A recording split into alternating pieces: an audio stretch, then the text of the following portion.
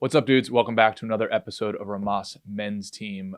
Pretty simple. We are a group of guys helping each other make progress towards each other's goals. If you're new to the channel, awesome and welcome. If you want to help support the channel and join our pro team, head over to rhomasteam.com/pro, where you can contribute to us on a donation basis. We also give you access to exclusive content, mastermind groups, etc., etc. So anyway, hope you enjoy this episode, and we'll see you on the team.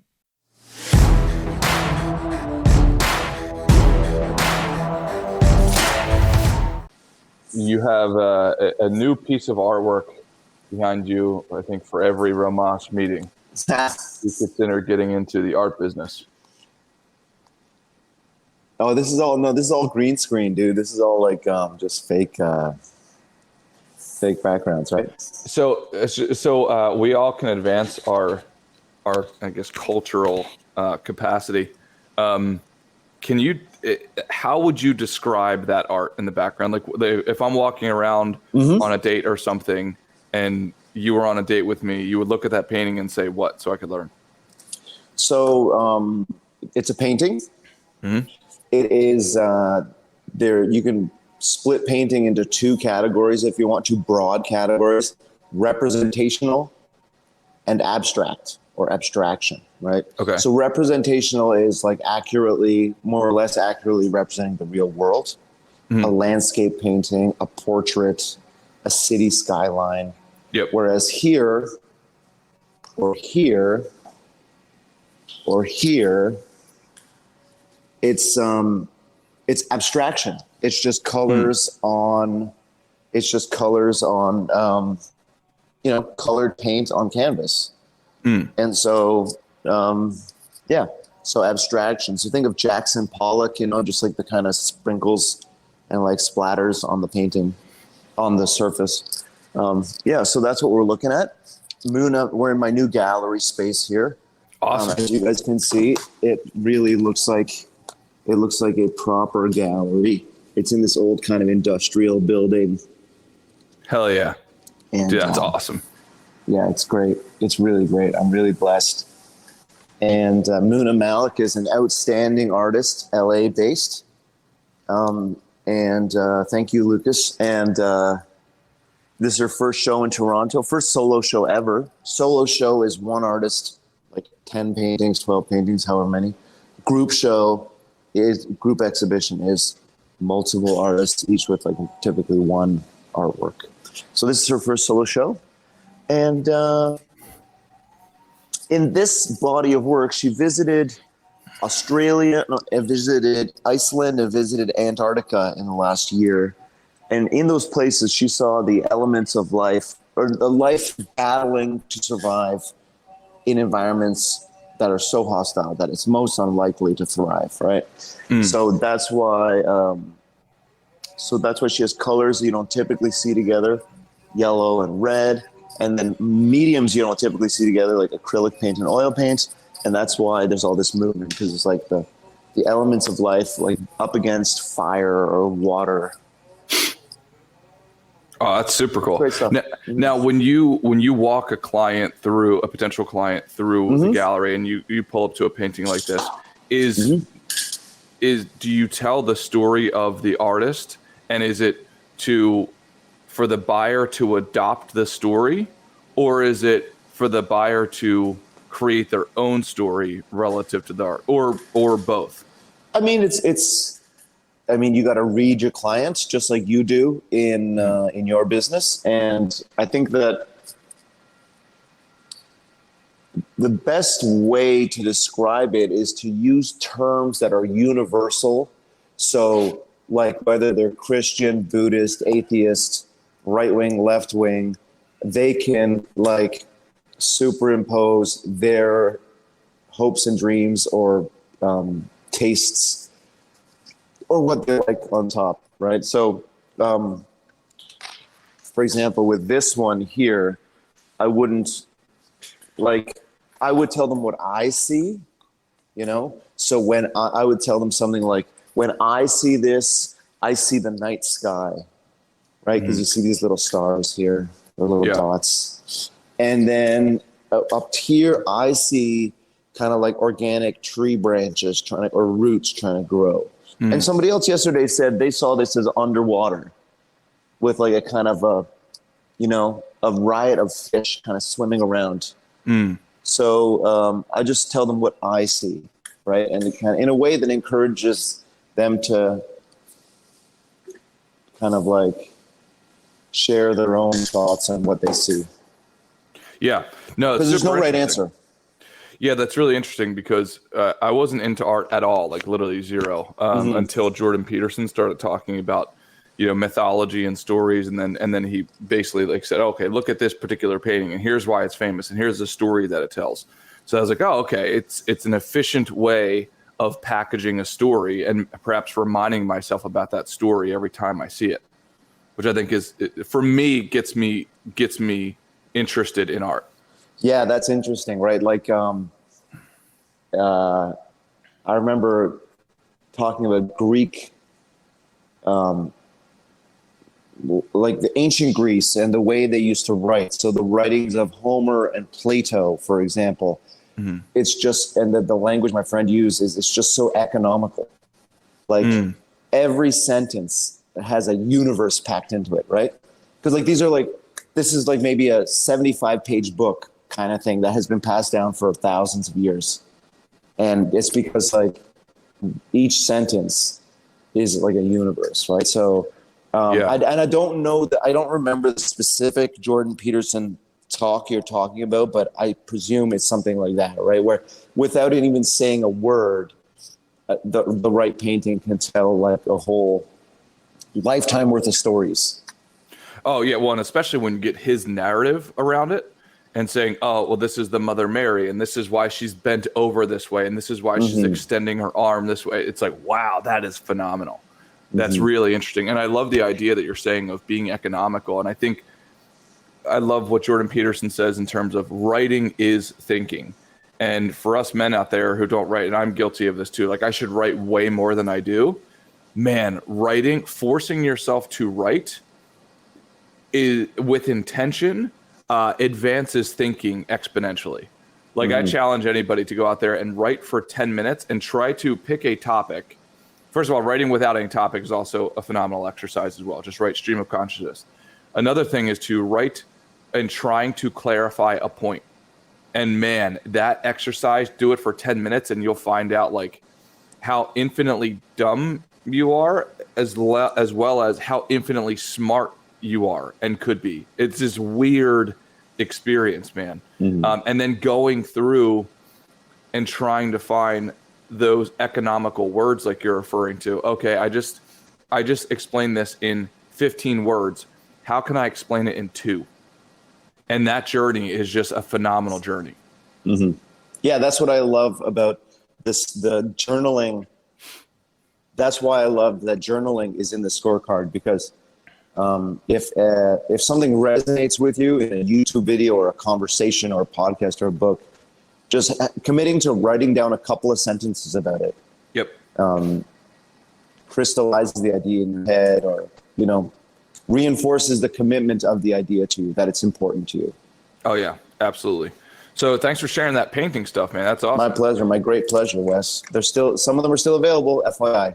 Okay, go ahead. Well, I was actually thinking about that too. So when an artist gives you their art, I mean, that's a big deal, because essentially I assume they are taking it out. They're taking it from potential other locations, obviously. Yep. And they're allowing you to sell it there. Now, can they still sell it outside of your gallery, or is it some sort of exclusive? It has to go through you, or is that etiquette? It is a lot of etiquette and trust. Some people commit it to a contract, and we have consignment agreements, between artist and gallery. But it really relies on trust, just like the best relationships do. And in certain cases, a gallery has exclusive rights over anything the artist produces, but that's less and less true now because of the internet and people from Japan being able to discover an artist in California or LA or Germany or wherever, or Canada. And so a more and more common arrangement is the artist gives me a package of 12 paintings for this show, and I have exclusivity over these paintings for the duration of the show, rather than a geographic exclusivity zone or distribution zone or anything. It's just for the duration of the show, I'm the only one who can sell these. And so if someone comes across an Instagram post or something and goes directly to the artist would refer them to me. Got it. For the duration of my show. Awesome. Yeah, man, that's cool. I this is a whole nother world to me. I do not know about it. So thank you for teaching. So let's hop into the book if you're okay with that. Yeah, man. The book that Kaizen recommended called Levels of Energy. We're now on our second conversation. And I just got through, I think, chapter 3. I don't know what chapter you're on. But a couple key topics there that we can riff off of. Finding joy and peace independent of external things. 100%. So, 100%. Yeah. So well-being is the starting point, not the goal. Right. Right. Yeah, and the for some reason the silly example that stuck out to me is you can find joy in the coffee, or you can seek to get joy from the coffee, or you can already have joy, and therefore you will enjoy the coffee more when you have it. Something like that. And I thought that was interesting. Yeah, he gives a bunch of examples. How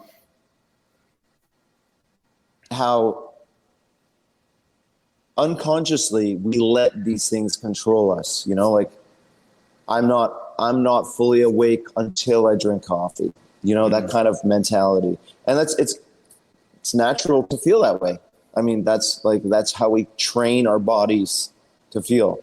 Another relatable example, and I'll just read it right from the book.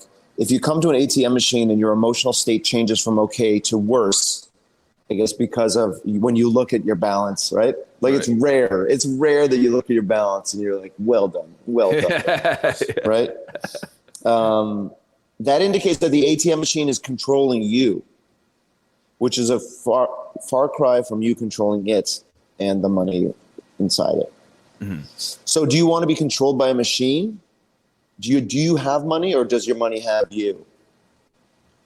And so that I can think, so well-being is the starting point, not the goal. To translate that into what you just said, it's like, we have to be careful not to like only permit ourselves to feel well-being once we have that coffee, right? Or only permit ourselves to feel blessed once that bank balance reaches a certain amount. Yeah, exactly. And what Kaizen is saying in the chat here is, he says, damn, super deep. Do you have money, or does money have you? Completely agree. And you can insert whatever other object in there, and it would be the same mental exercise. And this is for sure something I struggle with 100%, whether it be with money or whether it be with whatever, physical fitness or any of the above, anything that I do all day. It's, do I have those things, or do those things have me? Yeah. And I remember I used to take care of an old lady a couple of years ago now who didn't have any kids, and all her friends had died. She was like in her 90s.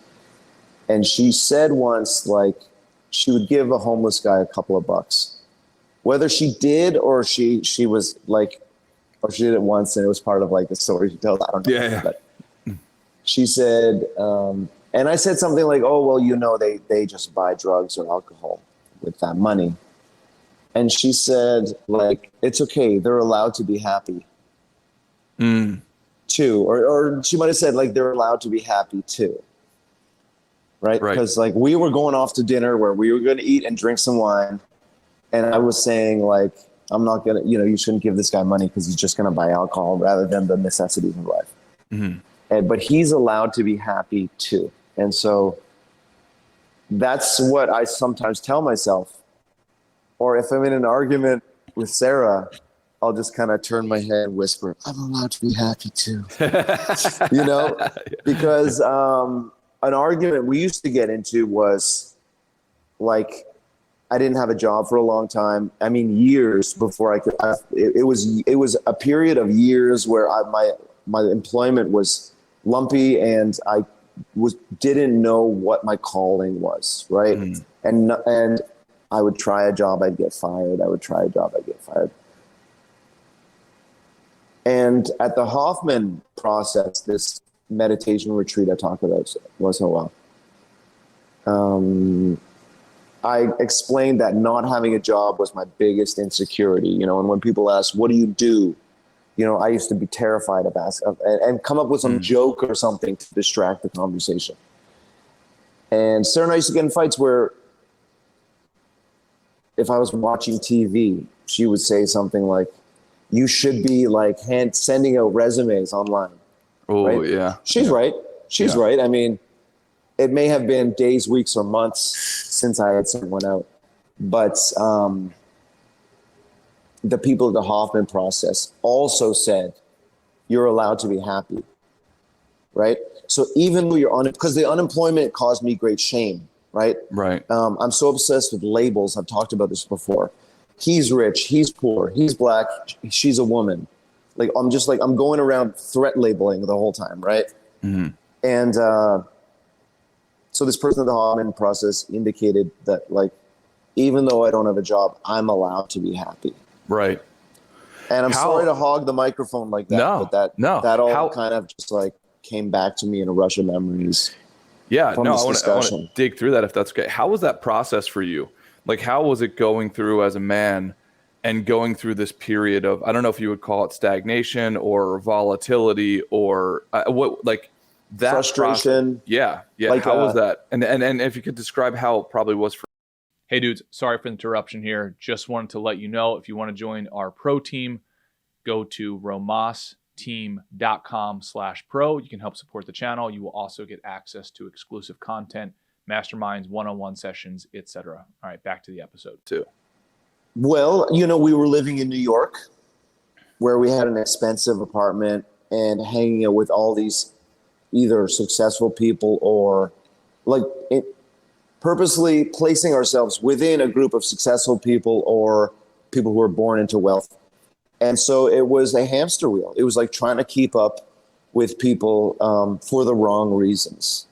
You know, I just had that experience again yesterday where I went to an art party at a museum from like 8 till midnight.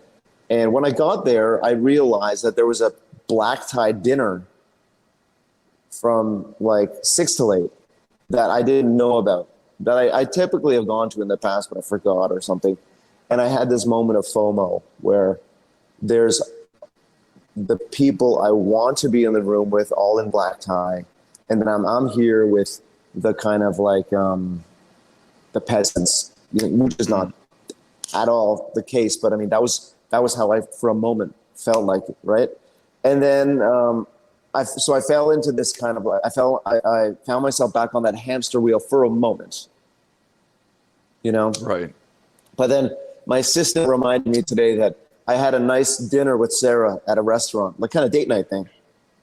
My mom babysat.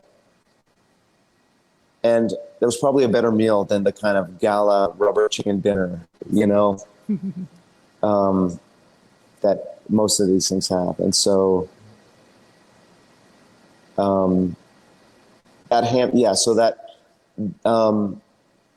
So I kind of fell back into that feeling of being on the hamster wheel, trying to keep up with people, trying to define myself by status, trying to find my rank, my status rank amongst all my peers, you know. And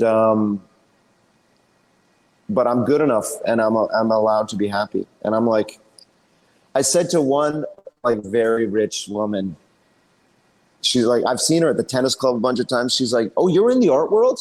And I'm like, yeah, I run the art world in Toronto. Like, I run this, all this, you see, I run this thing. And she laughed and I laughed and she said, own it, Ray. Like, and I tried to roll back that kind of brag. Yeah. And then she said, no, Ray, you own that. I'm like, fuck yeah.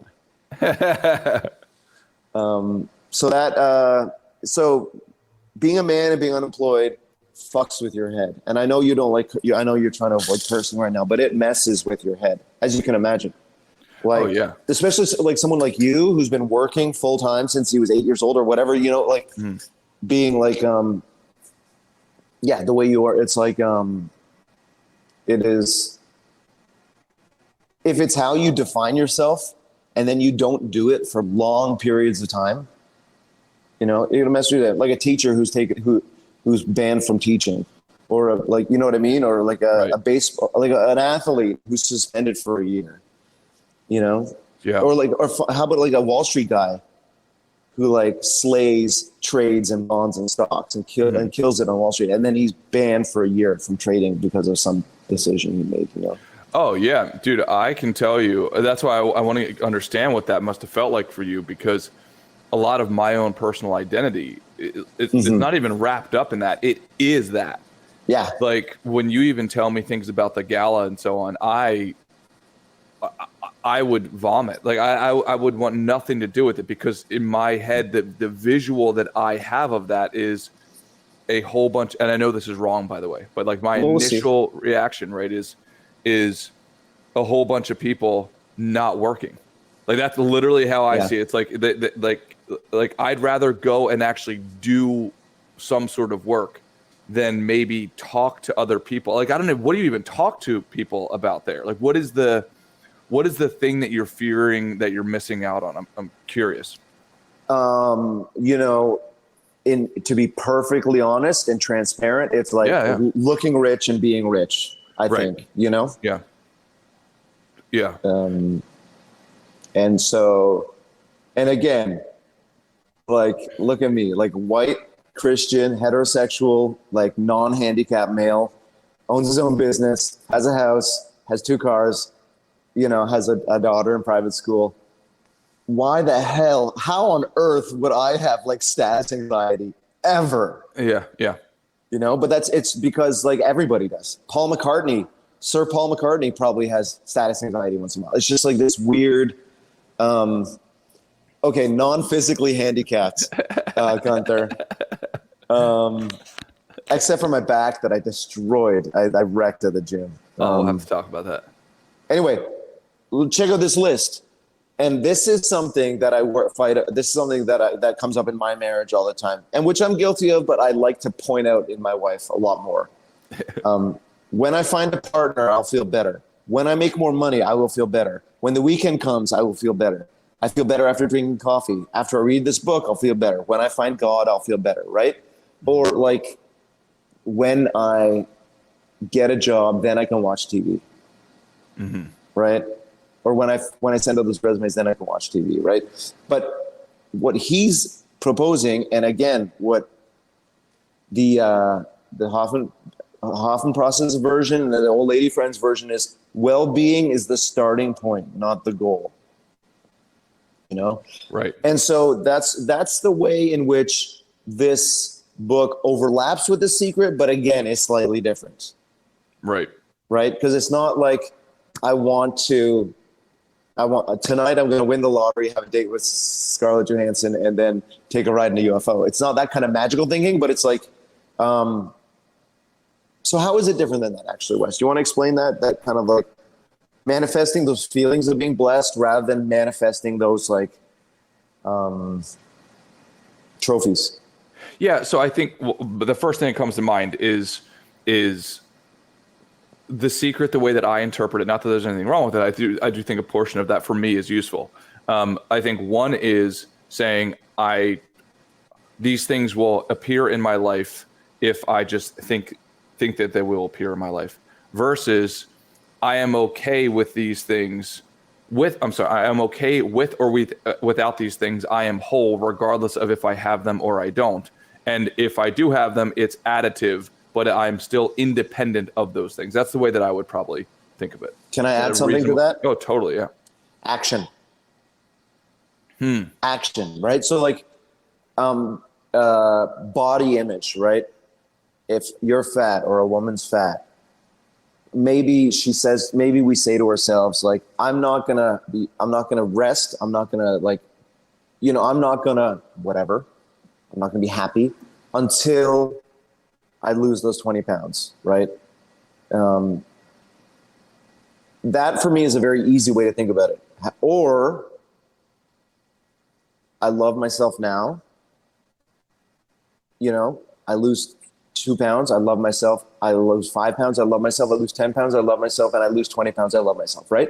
Like, so like having that well-being for the whole journey rather than starving yourself of it until the end. Because guess what? The end never comes. Great way of putting it. Yeah, the like, horizon I'm not going to be keeps on happy. moving. I'm not going to be happy till I make 250 grand. Guess what? You're never that. Whatever. What if you don't reach it? What if you don't reach 250 grand a year? What if you adjust the number once you get to 249? Right? Like, guaranteed that thinking you are like, you're not starving yourself of the happiness or the reward. You are foreclosing the reward. And so this kind of, and so actually, doesn't this kind of tie into like the importance of the reward mechanism in our brain? Oh yeah, definitely. And I like what Kaizen is saying in the comments. He's saying you're already awesome on the path to becoming more awesome. So I think maybe this is a scaling type of situation where, even if I talk to certain employees, it's like, hey, you're doing great. Here's how you can do even better, rather than saying, here's what you're doing wrong. But first, starting off at a sufficient plus, so A+ level, here's how you add another plus to that list. And I could definitely see the mental modeling and how that would be effective. Totally. And I'm guilty of all this for sure. Oh yeah, no, same. It's almost as if we're programmed for this negative behavior, and we have to work our way out of it. Right. On our way to being the holistic man. Yeah. No, absolutely. I think, and to your comments on status earlier, I do think a lot of this plays on itself. And Ray, just so you know, I think that everybody's playing a status game, whether or not they even want to. I think that's just biological heart. According to Jordan Peterson, like, chimps do it. Yep. Shrimps do it. Like, it's part of our survival. Yeah. I think it's a matter of, so my personal goal is not to remove myself from the hierarchy, because I think that's ultimately where the competing for status comes from. But it's not to remove myself from those hierarchies, but to insert myself in the proper, respectable hierarchies. That's what I think. So I want to play the status game in business. I want to play the status game with family. I want to play the status game in whatever MMA fight, whatever that is, right? Dancing, etc. But still having a healthy perception of it. If that makes sense. Yeah. So I don't know if removing yourself. Yeah. Totally. It's like, right. Because like, I'm not suggesting that we be at peace with poverty and just like kind of meditate all day or something, right? I am proposing we be at, it's this kind, it seems like we have to hold two different ideas in our heads at the same time, right? On the one hand, it's being at peace with who we are and what we have, and on the other hand, striving for more. Yeah. Right. So they might seem contradictory. Yeah, I think martial arts might encapsulate this. It teaches respect for superiors and inferiors in terms of the skill level, while at the same time you're given a belt, and that belt is indicative of your progress on that hierarchy. So I think if I could think about for myself, I would probably adopt a similar type of mindset. I still want something showing that I have done the work, and to prove it to myself and to show others, like, hey, not to show others, well, number one, yes, I am competitive. It's like, yeah, I'm going to go and try to beat you, to advance my own skill, but in a respectful way. And I do think I have to add the respectful thing. Like that's a bit that I've got a bit of like I'm going to beat you and prove it and show why I'm better than you sort of mentality. And that's not right. But I'm just being vulnerable. Right. And I guess the thing is like, my little familiarity I have with martial arts, I think of like discipline being the ultimate virtue, not strength, or not like being a killer, but it's like, right? Isn't discipline like self-discipline, right? Because you're not actually learning to hurt people. No, I think so. I think there's several different things. Number one, but yes, there are some fundamentals of of discipline, staying at peace, not using extra energy beyond what you have to, but also at the same time, like being able to defend yourself and Right. hurt people if they are trying to hurt you. But you're not exclusively practicing violence. No, right? No, it's a very weird, interesting thing that you are in fact practicing how to inflict some sort of damage to an opponent while at the same time not being violent. Like it's this very weird yin yang relationship. Yeah. And that's kind of what we're talking about here too, is like feeling blessed, but always going for more, right? It's like it's kind of tangled. Yeah. I do Right? think it requires a bit of study.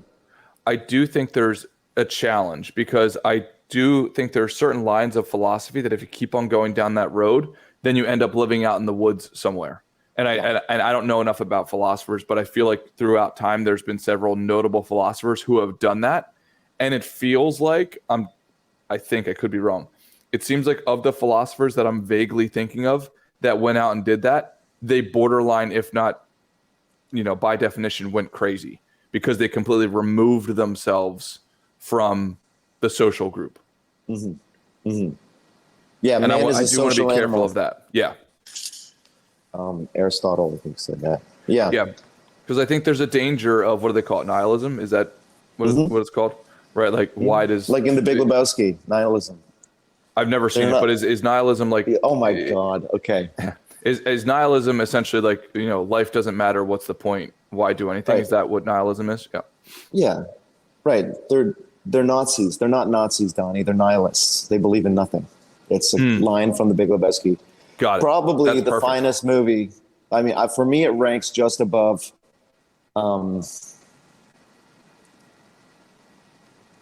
Yeah, Casablanca. I mean, it Really? is the finest movie. And what's the other cliche best movie of all time? Rosebud. Put in the comments, boys, if you've seen it. Never What's seen it. else? Anyhow, The Big Lebowski. And I'm sure there's a book about the philosophy of The Big Lebowski.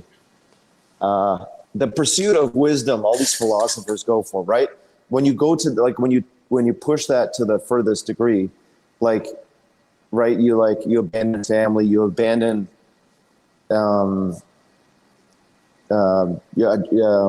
making money, and you're just out there pursuing wisdom, and we don't want to get that far. We just want to take a few nibbles of the benefits of what they do. Yeah, and I think Right. this is where philosophical conversations, and I have fun in a weird way, I relate this to Gallus. This is how messed up my brain is. There was a phenomenal book that I read called The Rational Optimist, I believe. And it basically had a section in that book where it talked about people who go down the philosophical road who start to debate capitalism and all of its negatives while, and they're having that debate on their iPhones, sort of a thing. And the author did a great job of saying the entire reason that you have the time and space and the technology to even have that debate is because somewhere in your ancestry, likely one of your prior humans did the legwork to produce so much wealth for you that you actually have that time and space to have these philosophical views and debate them with your friend at the gala. Right. And I do come off a bit negative in that. And I do honestly have negative feelings about it. It's like, hey, right. In my opinion, what this book is helping me bridge together is you can be happy and whole while in pursuit of greater goals. I guess that's the sense I'd probably put in my head. 100. And it is a mindset, right? It's a mindset book. It's not a magical thinking book, right? That's what really connected me. That's what really kind of electrified me from the start with this thing. And it doesn't have to be true, or it doesn't have to be real for me to try it and derive some benefit from it. Now, do you think, from what I mentioned, do you think all three of those things, because I'm trying to be economical and see if we can summarize what we've read so far. Happy, you have you have the right to be happy and whole in pursuit of your goals.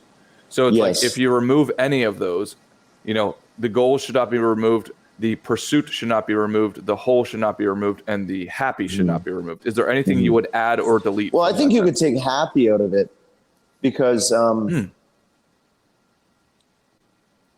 what I would want is, I would want it to be as short as possible, with the contradiction, with the seesaw, right? So take the word happy out and say the sentence again. So you can be whole in pursuit of your goals. Right. So there's whole, and then there's pursuit of your goals, right? Suggesting you have not achieved them yet, suggesting you're not whole. Right. So I like that even better. Like whole while pursuing the goals. Got it. And Kaizen, we need the Kaizen monk to add in on here. If there's anything you would add to that sentence. So we're trying to summarize what we've read so far. And yes, I have to deal with that a lot. Of I'm in pursuit because of feeling not complete. Right. I think that's what I have to fix. I have got to fix, okay, well, no, I am complete and I'm trying to add more. The vision that I get is almost like a balloon that is filled with water, but still has the capacity to still expand. There's no air in the balloon, but I could still add water to it. Something like that is the visual that I'm getting. Right. It's still a water balloon. Yeah. Right. Even if it's only this big. Right. Yeah. Got it. Anything else that you've gotten from the book so far? He talks about ego briefly, and that definitely, my ego was definitely like kind of throbbing when I saw the people in the black tie, right? And I wasn't in black tie, because he calls the ego the world self. So the dictum of the world self is the author's term for ego, is to get. What that is the only thing it is interested in. The ego wants to get, right? To accumulate, right? That's understandable, because it is dependent on energy for survival. The lower your point on the scale, the stronger the need to get is. So when I saw the people with the black tie and I was dressed more casually, I felt like I was missing out on something. Right? I felt like I wasn't able to get something that they were getting. Right. So how would you summarize that economically? Well, I mean, I'm too early on my journey to do that, Wes, I think. But like, again, it's a contradiction. Like, I already have everything I need. Right. Then why am I at work today? Right? Like, why am I sending out emails trying to sell if I already have everything I need? So I have to come up with a mantra that is like, I already have everything I need. In itself, that is sufficient, right? I already have everything I need. And in fact, but I mean, I'm not encouraging myself to stop working when I say that, right? But I already have everything I need. Well, and where's the element for other humans? Is there an element of, I have everything I need, and I also want to serve and help other people get what they need? Yes. So that's, yeah. Like,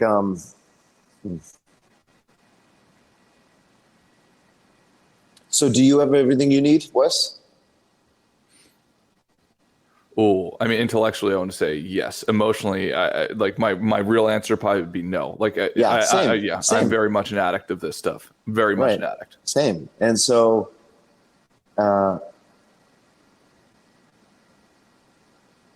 right, because it's not like you have everything you need, but it's not time yet to declare victory and walk off the field, right? Yeah. So it's a dilemma. Yeah, and I think this is where it's tough. I mean, and Kaizen, like I said, please chime in if you have anything. We can get him up on the. We can bring him up if he's available. So Yeah, I definitely, there's this element. If I look at like, let's say the great competitors, at least that I admire, like the Michael Jordans, the Kobe Bryants, the Dan Gables, et cetera, et cetera. It does seem oftentimes that there's a bit of, if not the majority of unhealthy mindset. What's up, Beast? Is that LA Fitness? No. Oh man. 24-hour. I thought I recognized those lockers. Yeah. So yeah, Kaizen, if there's anything that you hear, and because Ray and I are trying to try our best as monkeys here to stumble through this, where are we off, or where should we add to it? I think you're spot on. Like, Sweet.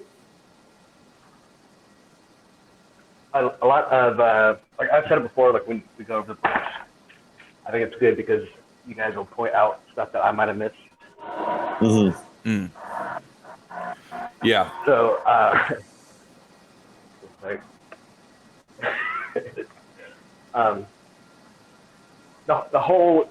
the paradox is something that I think that's the word. On a lot.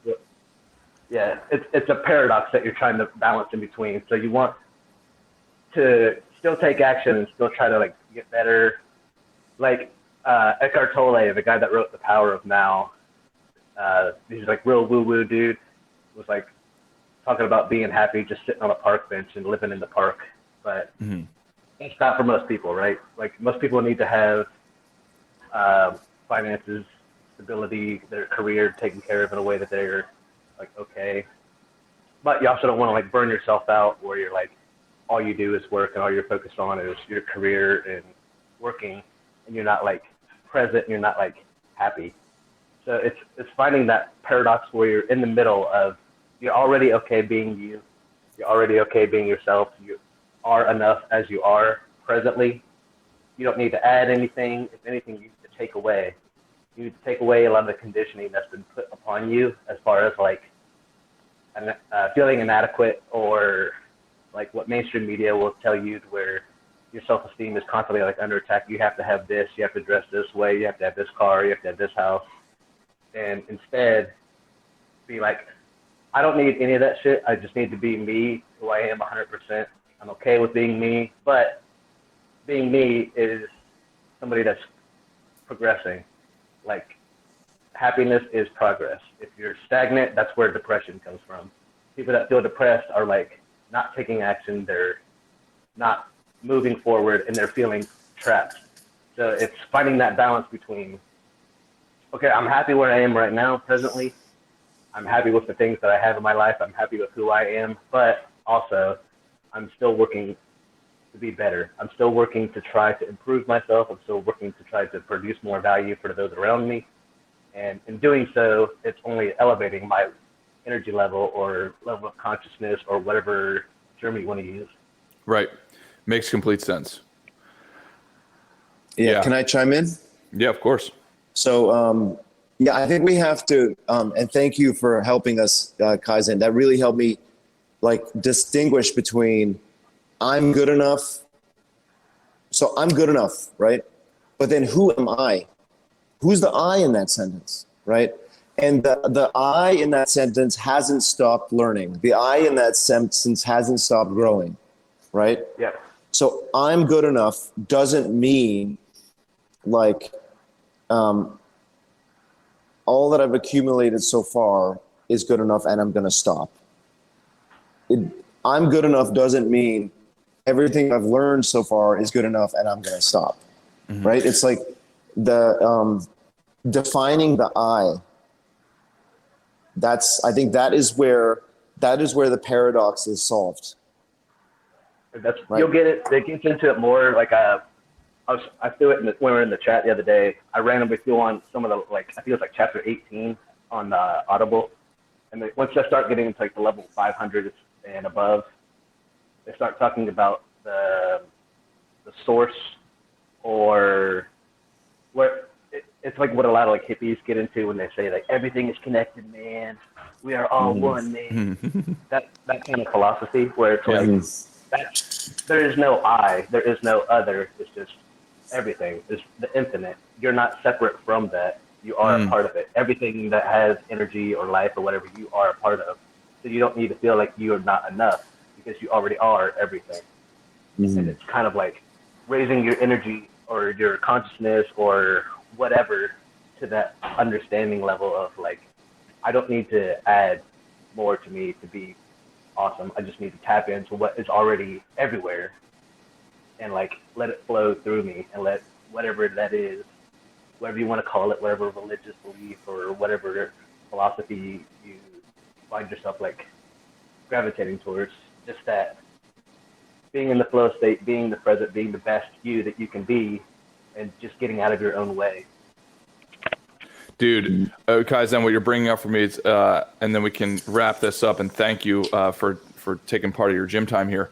I watched a speech from Wayne Dyer years ago where he had this globe on the stage, and he said, this is source energy, and you were born connected to this energy, but what happened, you got blockages and distance from that energy. So it's not about adding things, it's about removing the blockages from that source energy and letting that pass through you so you can share it to other people. And as hippy dippy and as woo as that sounds, you're reminding me of that speech, and it was a game changer for me. So where are those blockages for me? Where am I having, oh, you're not good enough, or you need more, or you need this, rather than letting that source energy come through you, and as weird as this sounds, and then giving that back out in the world, not blocking that from being shared around the world. Yeah. Yeah. If you want to get like really weird into it, and especially for someone like you that's really logical, if you look up the Akashic record or anything with that, it sounds stupid to bring this up, but they had an Ancient Aliens episode is what like originally I found that information from, and then I started researching it. The Akashic record is like these people in like a lot of like Tibetan or Buddhist philosophy, and then like over time they believe that all of the information that's ever been in the world ever from the beginning of time to the end of time is all like in the atmosphere or in whatever, and that people tap into it. So like the examples that they would use is like the pyramids. There's people that submitted patents at the same time to the exact same invention on completely opposite sides of the earth back in like 1800, 1900 and stuff like that, where there's no way they could have contacted each other. But people just like tapped into this information that was like already there. Or if you like, even if you think about like, where do your ideas come from? Right. Like, how do you think of something randomly? Is it something that's in your brain already, or is it just kind of like you're tapping into that source energy or whatever? And there's been a lot of videos being put out on like endless motivation from that Owen Cook channel that I was talking about previously. He's talking about like once you start tapping into that source energy, it's like you're energized and you're not running out, where you're not like feeling fatigue or you're not feeling like mental fog or things like that. You're just constantly like building momentum, you're building energy, things that you want to progress in. And it's like once you start hitting that or like tapping into that, it's like a game changer as far as like increasing your level of happiness or just being able to be best you. Yeah, can I chime in? This brings me. What Kaizen just said brought me back to our. I'll just kind of like give us a summary of where we are so far. The book starts with, we can all agree that the world is made up of physical energy, right? The physical world is made up of energy, microns smashing into each other or whatever, right? But the non-physical world, the world of the ideas that you were just talking about, Kaizen, is made up of energy too, right? And all that, there's all this energy out there in the we call spiritual, like call it whatever you want, like you said, Kaizen, but that is, man has been created with a need for a spiritual life, right?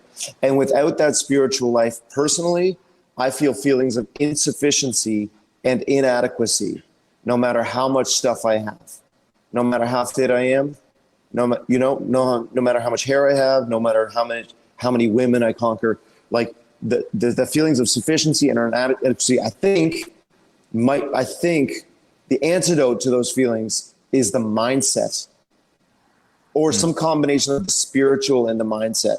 And so I think that's what we're getting into, because like, if you look at all the, right, because like the higher level of the scale gets all into the spiritual,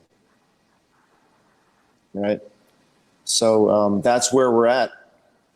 Awesome. Dudes, thank you so much. Kaizen, thanks for not putting off your workout. You're about to go bench press 600 pounds.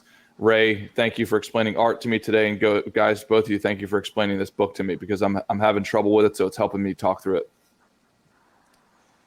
No problem, Wes. You're always teachable, buddy. Thank you. All right, dudes. Thank you guys very much. Have an awesome weekend. Love you guys. Talk to you soon. Hell yes.